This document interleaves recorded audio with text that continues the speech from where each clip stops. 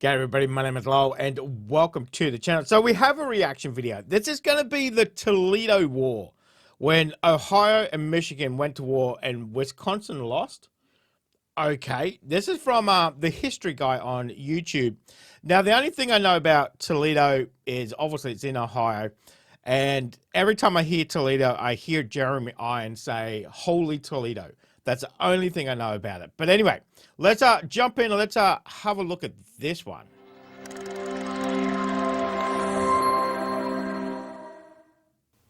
It was 1835, and it looked like war was on the horizon.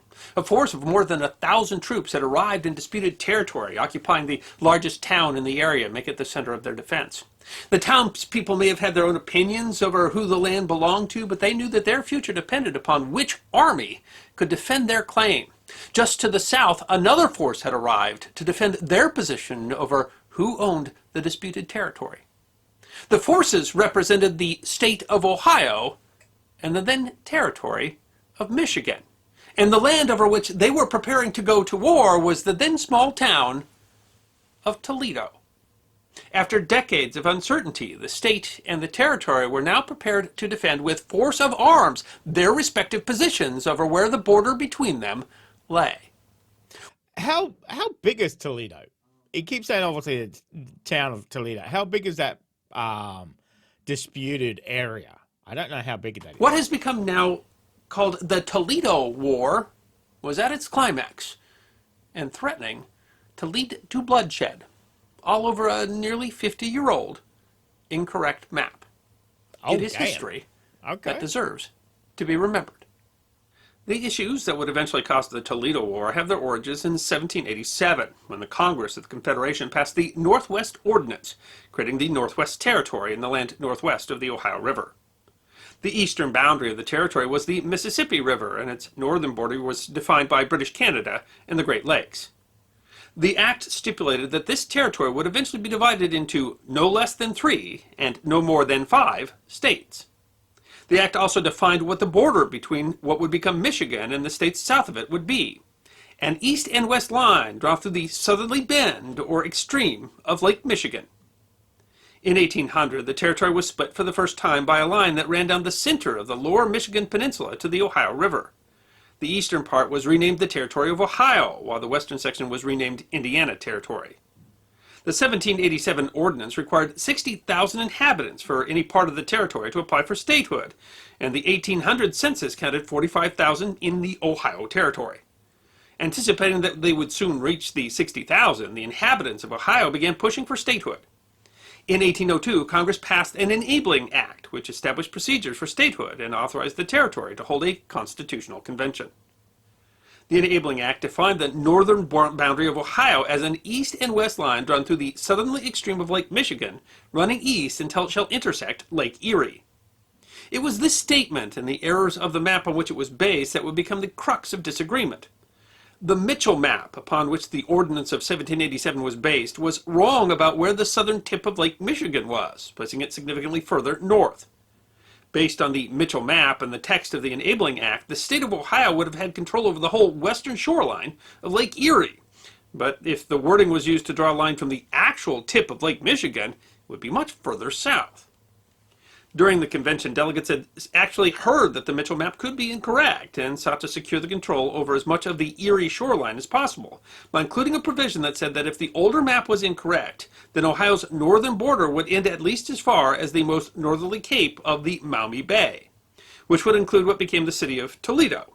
But Congress elected not to address the provision, and 2 years later, when they established the Territory of Michigan, they used the original wording from the 1787 Ordinance. Residents of the area that would become Toledo were aware that it was unclear exactly where the border lay, and they pressed Ohio to have the line surveyed.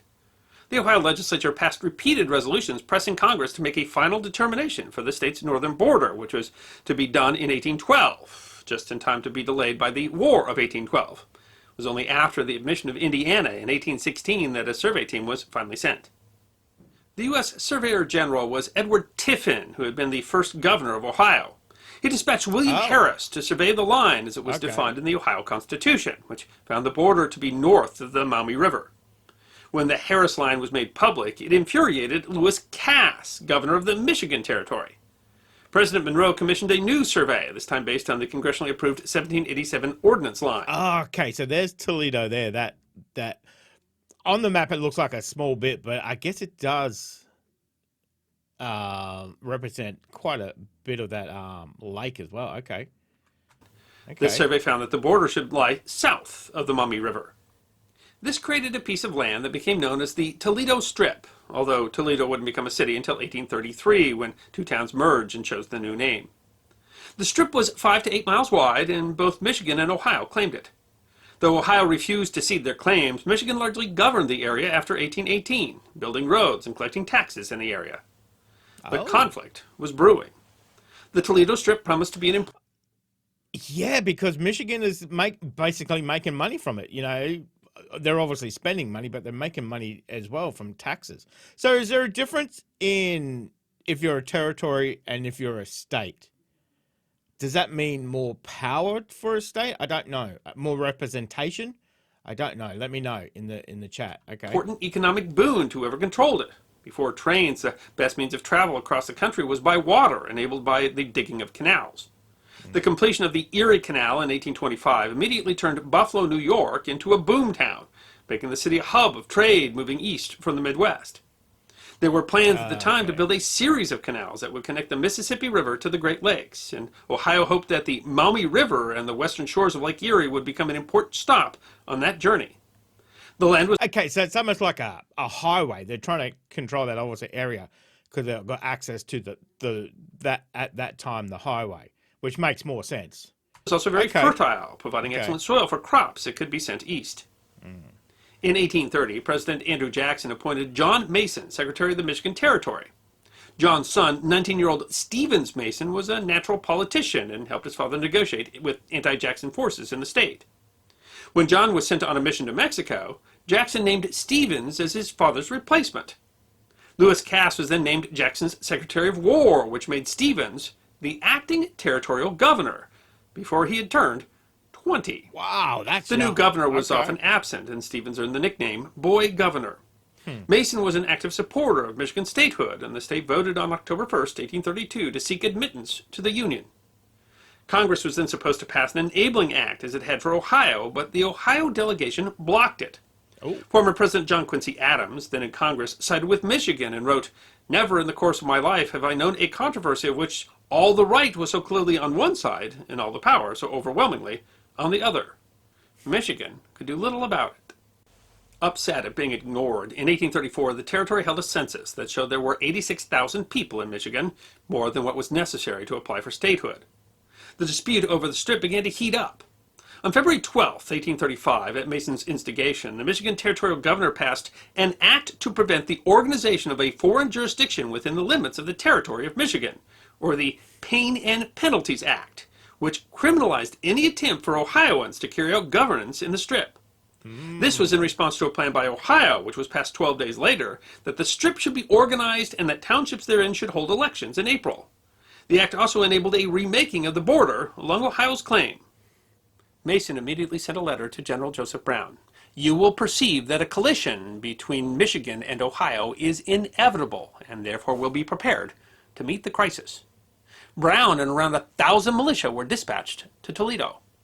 On March 31st, Ohio Governor Robert Lucas arrived in Perrysville, about 10 miles south of Toledo, with General John Bell and some 600 Ohio militia. Both sides were now prepared to defend their claim. Back in Congress, Ohio continued to refuse to allow any discussion of Michigan's statehood until the boundary dispute was settled, in their own favor, of course. Michigan decided that they would proceed even without congressional approval and elected delegates for a constitutional convention. President Jackson was being pressured to get involved, but he didn't want to alienate the 21 Ohio members of Congress. His attorney general, though, sided with Michigan's interpretation. Jackson sent 2 representatives to find a compromise. They decided that Michigan should allow Ohio to resurvey the line and that the region should run itself until Congress came up with a solution. Ohio held local elections in the strip 3 days later, and so Michigan refused to disband its militia. Thinking that things had cooled down, Ohio sent its survey team to mark their version of the border. On April 26th, the survey party was resting in a field when a posse of Michiganders appeared to arrest them. According Michiganders? Is that what they call them? People from Michigan? Okay, Michiganders. I've never heard that word. Okay. to the Ohio Party, while enjoying the blessings of the Sabbath, some 50 Michigan militia appeared to arrest them. Outnumbered and with only a few armed men, the nervous surveyors fled while under fire. 9 of our men, who did not leave the ground in time after being fired upon by the enemy, from 30 to 50 shots, were taken prisoners and carried away.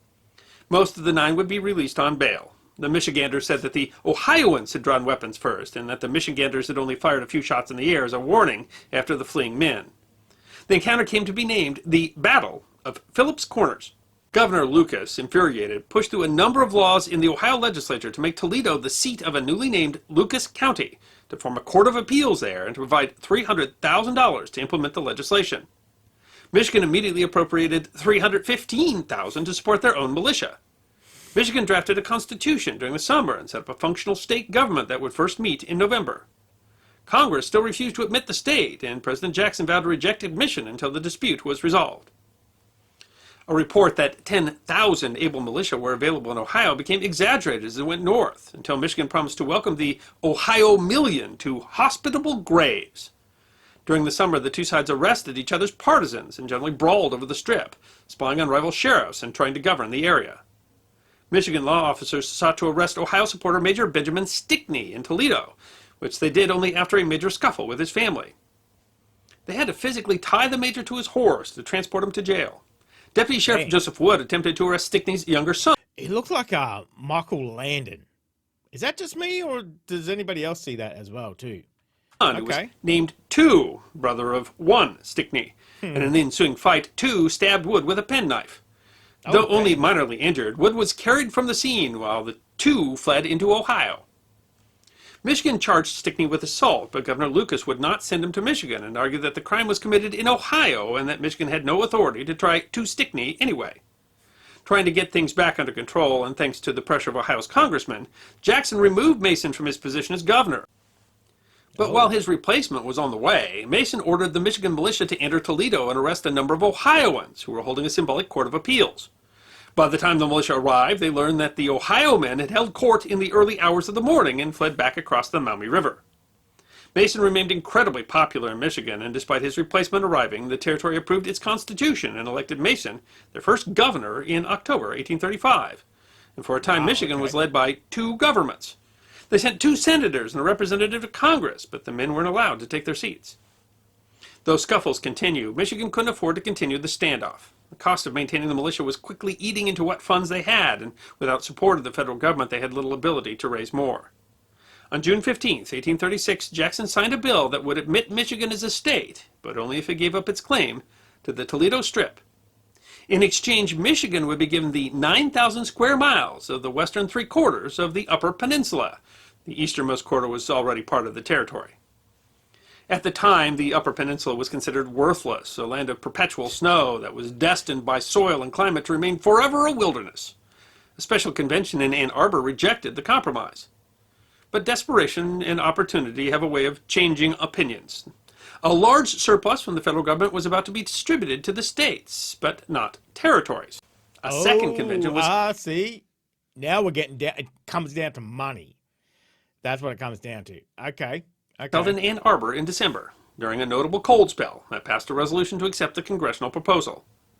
It isn't even clear if the convention was legal. The legislature had not called for one, and Michigan Whigs boycotted it. The cold and the controversy gave the meeting its name, the Frostbitten Convention. Despite questions of legality, Congress chose to recognize the resolution and officially grant Michigan its Upper Peninsula and statehood, while granting Ohio the coveted Toledo Strip. Michigan was made the 26th state on January 26, 1837. At first, Michiganders thought that they had lost the war, but that attitude changed in the 1840s with the discovery of iron and copper ore deposits in the Upper Peninsula. And those metals, as well as timber, earned fortunes for the state that at first thought that they had inherited only perpetual wilderness. Disagreements over the border actually continued into the 20th century until a resurvey in 1915 was done that put the matter to rest. The state governors shook hands across a finalized border to symbolize the end of the conflict. Some Ohio counties still follow the old state line, and there exists near Toledo an old state line road that follows along some of the original line that had been claimed by Michigan. In 1973, a new dispute arose over where the state borders went through Lake Erie, and the Supreme Court eventually resolved the dispute in favor of the wording in the Ohio Constitution and split the uninhabited Turtle Island between the two states. Interestingly, the real loser of the Toledo War might not have been Michigan or Ohio, but Wisconsin, because absent the compromise that gave Michigan the Upper Peninsula, that land likely would have been part of Wisconsin when they eventually applied for statehood. See, they lost that land and they lost all that resources as well. Damn. I hope you enjoyed this episode of the History Guy, short snippets of forgotten history between 10 and 15 minutes long. And if you did enjoy, please go ahead and click that thumbs up button. If you have any questions or comments or suggestions for future episodes, please write those in the comment section. I will be happy to personally respond. Be sure to follow the History Guy on Facebook, Instagram, Twitter, and check out our merchandise on teespring.com. And if you'd like more episodes on forgotten history, all you need to do is subscribe. I really like that. He's got a great way of presenting. I'll put all that information down in the comment section there in the description, so you can actually go check out his channel if you want. So it kind of looked like it was going to be war, but then obviously, you know, Jackson said, you know what, enough of this.